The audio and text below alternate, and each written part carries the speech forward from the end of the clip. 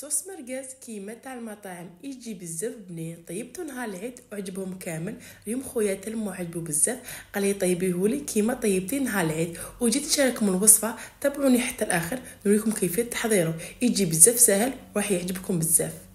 جبت كونتيتي قليله من المرقاز، خليه لانه حنا كامل رانا صايمين، ربي يتقبل منا ان شاء الله. قطعته اون دو، من احسن ما تقاطعوش كامل بس راح نحركه في المقله. نديرو يتقلى في مقلاة، ما نديرو فيها ولا شيء، خلوه حتى يتقلى مليح كيما راكم تشوفوا ويطلق لاصوص تاعو ويعطينا التحميره.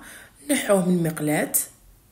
بعد في نفس المقلاة نضيفوا ملعقه كبيره من البصل يكون مفروم، وملعقه صغيره من الثوم يكون مفروم كذلك. نخلوه يتقلى مع ديك لاصوص تاع المرقاز حتى يتكرملوا.